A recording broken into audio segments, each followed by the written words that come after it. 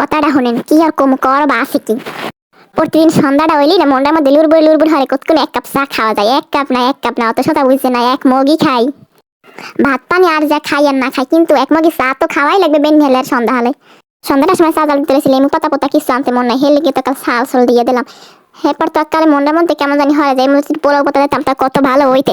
পোলাও পাতার ঘেরানটা অনেক বেশি সুন্দর, পোলাও গাছও আছে মরে হেনে। কিন্তু এখন রাইতে হ্যাঁ মুখে আমি সন্ধ্যাটা হয়ে গেছে, সন্ধ্যার পর বলে আবার বাইরের কিছু হিজে খাওয়া নিষেধ। আসলে কি আর সত্যি না মিথ্যা মুই জানি না, আপনারা কেউ জানলে কমেন্ট করে জানায়। সন্ধ্যার পর নাকি বাড়িকুলের কোনো খাওয়ার খন হিরতে হয় না ফল পাখরা। এরপর এর মধ্যে কালেতে ঘরে থাকতে তেজপাতা দিয়ে দিলাম যে যা বাইরে তার লাগবে না, ঘরে থার যে উপকরণ আছে হেড দিয়ে আমি বানাই হেলাই।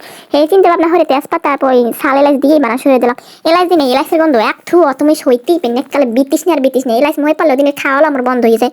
তাই তেজপাতার জ্ঞানটা কিন্তু বেমালা ভালো লাগে, মোর দ্বারা আসলেই অনেক বেশি ভালো লাগে। আমি যে কোনো খাওয়ানে তেজপাতা দিতে পারি, যেমন ডাল নাস্তা নাস্তা সবটাই তেজপাতা দিতে পারি, আর চায়ে তেজপাতা দিয়ে ভালোই খাইতে পারি। কিন্তু এলাচটা একটা গন্ধযুক্ত খাবার।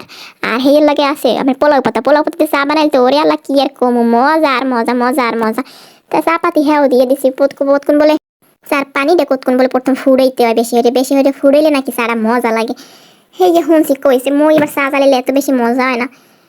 মোর মাই চা জ্বালায় ওরে আল্লাহ আল্লাহ কি মজা লাগে, কিন্তু মুই জ্বালাইলে হেরো মানে আমার মাদারে কইলাম যে ও মা গো তুমি কি দিয়ে জ্বালাও যে এত মজা হয়, কিন্তু মোরটা মজা হয় না। মাই মোরে কইছে যে পাতি দিবি না, আগে আগে পানির মধ্যে একটু এই পাতা পোতা দিয়ে বেশি হইতে জ্বালাবি, পানিটা ফুড়াইয়া এরপর শেষ সময় পাতি দিয়ে উড়িয়ে লাবি।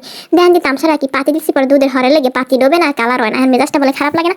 এখন আবার লারা মারা দুহান মারা লাগবে না, এলে পাতিও ডুববে না, দুধের মধ্যে কালার হইবে না, কেমন একটা অবস্থা। এই চা খাওয়া হয়েছে মোর নেশার মধ্যে চা রয়েই গেছে।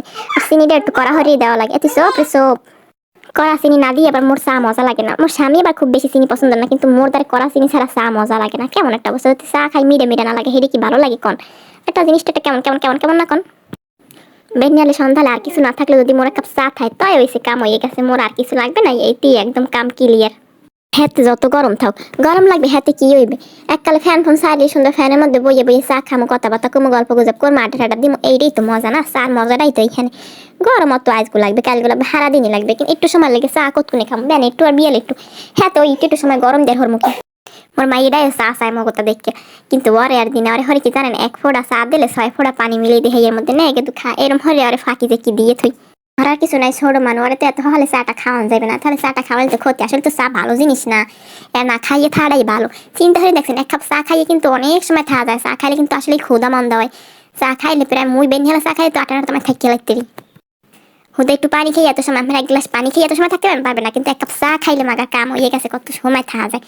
এই চার যে মিউজিকটা কিনলে গিয়ে হেই বুঝি না কারণটা কি, আপনারা কেউ জানলে অবশ্যই কমেন্ট হতে মনে জানাই দিন যে আসলে কারণটা কি।